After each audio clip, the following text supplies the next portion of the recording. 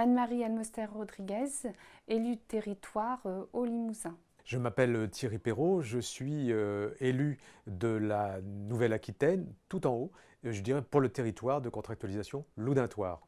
Alors je suis François Vincent, je suis conseiller régional délégué à l'Université du Futur, mais élu de territoire du sud de la Haute-Vienne et du bassin de Saint-Thierry et de Saint-Junien.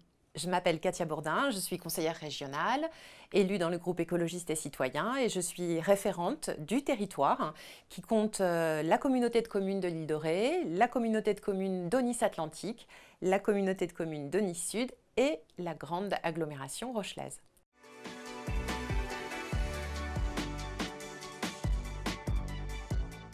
Dans le cadre de la contractualisation, les acteurs du territoire étaient au départ réticents à la région Nouvelle-Aquitaine.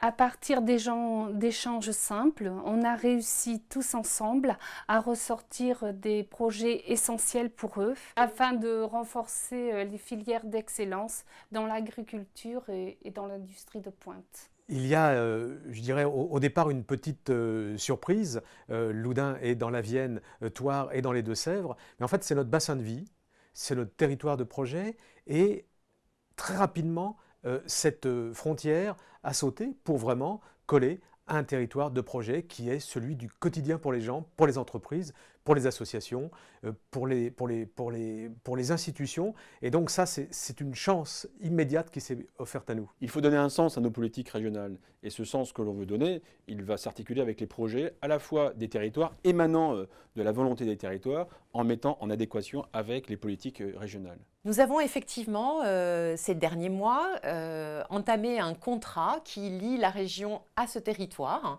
ce vaste territoire au nord de la Charente-Maritime.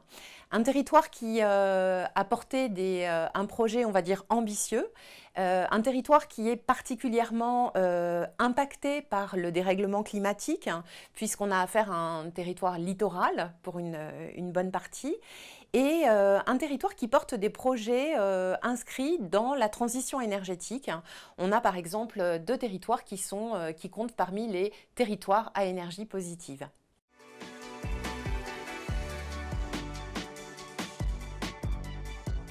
Même si le nombre de projets est restreint, le plan d'action permettra d'engendrer d'autres projets essentiels pour le territoire et surtout en ce qui concerne l'axe économique de ce beau territoire. Ce sont des retrouvailles, c'est-à-dire que cette puissance d'agir ensemble autour d'un projet commun, quand on voit les projets qui sont en amorçage, c'est la dive, c'est-à-dire ce trait-là qui séparait le département devient un projet d'union, cet aménagement touristique, cet aménagement, je dirais, de frontières. On a, je dirais, tout autour de cet axe plusieurs projets qui sont développés, je dirais comme l'aventure de Néodyssée, mais je dirais comme l'extension du territoire Tépos qui était menée en Deux-Sèvres. Très concrètement, il faut coordonner, harmoniser et dynamiser nos territoires. Par exemple, sur une production par exemple, de produits locaux, on va dynamiser les marchés, on va faire des marchés au cadran où on mélange les produits locaux avec les marchés aux bestiaux. On a aussi une revitalisation de l'associatif et de la culture.